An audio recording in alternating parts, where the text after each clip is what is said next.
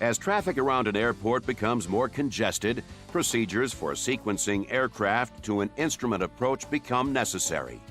One of the easiest ways for ATC to ensure an orderly flow of traffic is to assign an inbound aircraft a standard terminal arrival route, or STAR.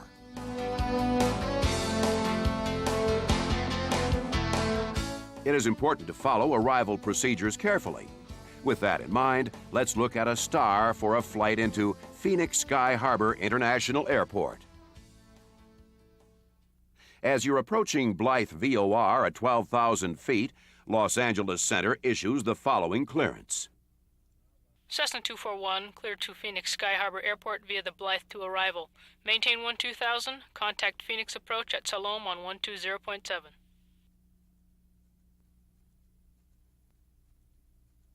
ATC can assign you a STAR even though you have not requested the procedure, unless you have indicated no STAR on your flight plan.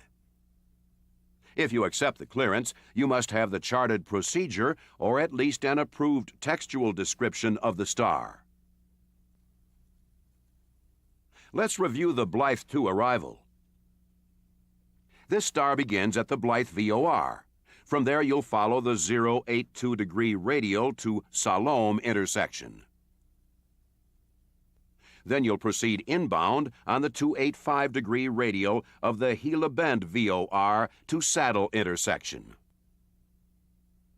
When you reach Saddle intersection, you'll turn east and proceed inbound on the 256-degree radial of the Willie VOR.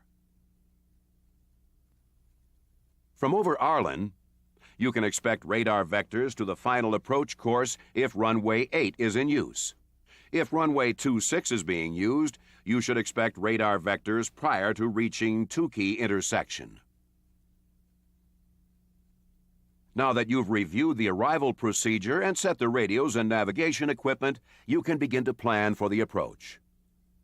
Tune in and listen to the ATIS broadcast to get the current weather and information about the approaches in use and the landing runways. Wind 070 at 8, altimeter 299er2, ILS runway 8 right approach in use, landing runway 8 right.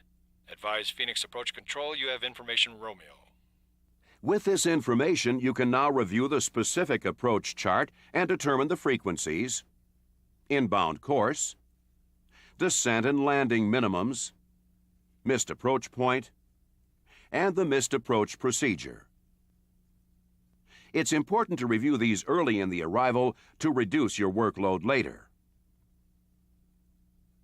Just before you reach Hyder intersection, Phoenix Approach issues the following clearance. Cessna 241, cross Paint intersection at 10,000. This clearance authorizes you to begin the descent to 10,000 feet at your discretion, as long as you are at 10,000 feet when you pass Paint intersection. To comply with the crossing restriction, you must determine when to start the descent. Since your present altitude is 12,000, you'll need to lose 2,000 feet. Assuming a 500 foot per minute rate of descent, it will take 4 minutes to reach 10,000 feet. A 4-minute descent at a ground speed of 120 knots will cover 8 nautical miles. The distance from Hyder intersection to Paint intersection is 11 nautical miles. Therefore, if you begin your descent after you pass Hyder, you should be at 10,000 feet, approximately 3 miles before Paint. From Paint, it's another 8 nautical miles to Arlen, where you can expect radar vectors off the arrival to begin your approach. A descend via clearance simply instructs you to follow the altitudes published on the STAR. If you were instructed to descend via the Blythe to arrival, you would be expected to stay above the MEAs published on this chart. If ATC amends your route or altitude to something different than what is published on the STAR, it effectively cancels the procedure and places you on radar vectors. Arrival procedures make the transition from en route to approach an easy and orderly procedure for both you and ATC.